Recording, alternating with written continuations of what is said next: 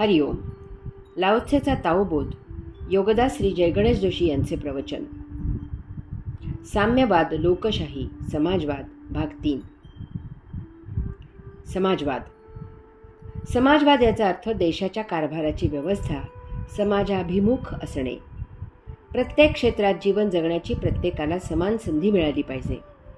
कोणतेही क्षेत्र कोणालाही कोणत्याही सबबीखाली वर्ज्य नसावे.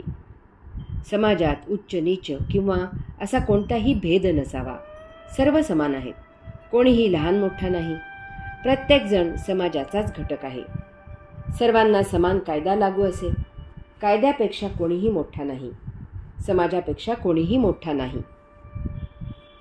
परंतु, आणि हाच तो परंतु, साम्यवाद, मोनोपॉली आणि परफेक्ट इकॉनॉमी, लोकशाही यापासून समाजवाद विभिन्न करतो. कारण येथे हुकुमशाहीही नसते आणि लोकशाहीही नसते. आपण या आधीच्या लेखांमधून साम्यवाद आणि लोकशाही याचे निरूपण केले आहे. येथे या दोहोच्या मध्य व्यवस्था उभी राहते आणि तीच त्या व्यवस्थेच्या घाताला कारणीभूत ठरते. समाजवादाला अर्थव्यवस्थेत इम्परफेक्ट इकॉनॉमी असे म्हणतात. येथे साम्यवाद, मोनोपॉली नाही आणि पूर्ण खुली हुकुमशाही, परफेक्ट व्यवस्थाही नाही. येथे लोकशाही आहे, परंतु तिला समाजाची मर्यादा आहे. या मर्यादेमुळे याला थोडेसे हुकुमशाहीचे गौणत्व येते. त्यामुळे ही या दोन व्यवस्थेमध्ये भरडली जाते. तिला योग्य मार्गी लावायला तशीच भक्कम यंत्रणा असावी लागते. काय आहे हे गौणत्व? देशात सुरुवातीला लोकशाहीच असते, परंतु लोकशाहीत जो कोणी लायक असतो तो यश संपादन करतो. त्याची सर्व दृष्टीने भरभराट होते.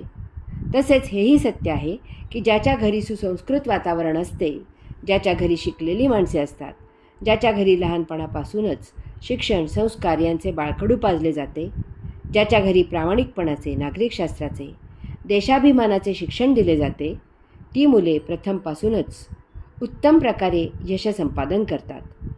अशी मुले स्वाभाविकपणेच सर्वत्र पुढे पुढे प्रगती करतात. त्यांचे राहणीमान उच्च असते. यात अगदी आपोआप असे होते की असे संस्कार करणाऱ्यांचा एक जथाच तयार होतो. ते उच्चभ्रू म्हणून समाजात ओळखले जातात. दुर्दैवाने नेमके हेच त्यांच्या देशाच्या आणि समाजाच्या मुळावर येते. इतरांना हे समजत नाही, पाहवत नाही आणि पटत नाही, कळत नाही. यामागील कारणे ते जाणू इच्छित नाहीत. त्यातच आगीत तेल ओतणारे आणि स्वतःची राजकीय पोळी भाजून घेणारे पुढारी असतातच. येथे त्या विशिष्ट जथ्याच्या नावाने आरोळी ठोकली जाते की यांच्यामुळे सामान्य जनांवर अन्याय होत आहे. आमचा मुलगा मोठ्या हुद्द्यावर जात नाही कारण हे त्यांची जागा अडवून बसतात. मग सोपा उपाय शोधला जातो. शिक्षण सोपे करा.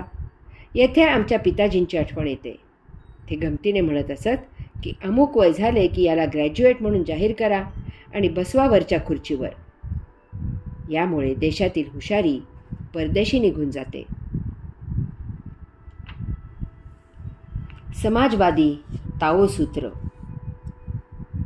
लाओत्से पुढे सांगतो की स्वर्गाचा मार्ग असा आहे की ज्यांच्याकडे अति आहे त्यांच्याकडून ते काढून घेऊन ते ज्यांच्याकडे गरजे इतकेही नाही त्यांना ते देणे.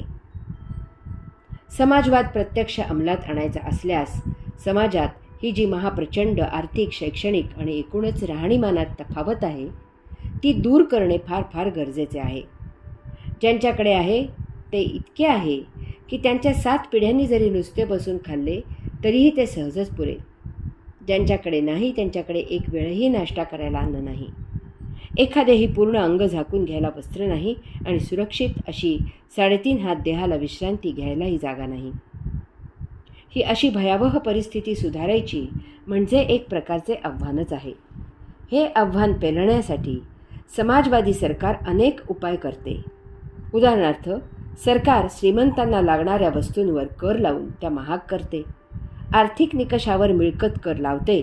हे असे अनेक उपाय करून सरकार श्रीमंतांकडून जास्तीत जास्त पैसा सरकारकडे जमा करते आणि त्या पैशांमधून खास गरिबांसाठी म्हणून योजना राबवते. परंतु कितीही काही झाले, सरकारी योजना चांगल्या असल्या, सरकारचा हेतू प्रामाणिक असला तरीही या सरकारी योजना प्रत्यक्ष राबवणारे तो सर्व पैसा गरिबांपर्यंत पोहोचू देत नाहीत. त्यातील बराचसा पैसा ते या ना त्या कारणाने हडप करतात. कर वाढवला की मालाचा दर वाढतो. याला अर्थशास्त्रात विशियस सर्कल, किमती सतत वाढत जाणारे आणि कधीही न संपणारे दुष्टचक्र असे म्हणतात.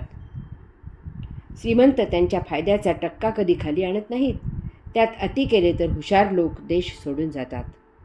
त्यांना परदेशात फार मागणी असते, कारण त्या देशातील पगाराच्या मानाने येथील पगार फार थोडा असतो. परदेशात हे लोक कामही भरपूर करतात. त्यांची राहणी साधी असते, गरजा मर्यादित असतात. अशा प्रकारे समाजवाद अंमलात आणायला फार त्रासदायक असतो, कारण हे भौतिक मार्ग अपुरे असतात आणि ते भौतिक दृष्टिकोनातून आखलेले आणि अंमलात आणलेले असतात. यासाठी अध्यात्माची मदत अपरिहार्य आहे. ताओची शिकवण अत्यंत गरजेची आणि फार फार उपयुक्त आहे. इतकी की आध्यात्मिक ज्ञानविज्ञान, ताओविज्ञान, उपनिषदे, गीता, विविध सूत्रे यातील ज्ञानविज्ञान, योगविद्या, आध्यात्मिक ग्रंथ इत्यादी लहानपणापासून शाळेमध्ये शिकवले पाहिजेत. अशांची घोकंपट्टी करून उपयोग नाही. त्यातील तत्वांची ओळख करून दिली पाहिजे. इतर धर्मांना नावे न ठेवता ते धार्मिक स्थळांमधून लहान मुलांना देत असलेल्या शिक्षणाचे जरा बुद्धी वापरून निरीक्षण करावे आणि त्यामधून काही शिकावे. आपल्यासाठी ते प्रत्यक्ष अंमलात आणावे. निधर्मी राज्यांची व्याख्या जरा तपासावी आणि ती बदलावी. या योगे आध्यात्मिक नागरिक तयार होतील आणि ते पैशांसाठी नव्हे तर देशसेवा म्हणून काम करतील. समाज सुधारण्यासाठी झटतील. हरि ओम.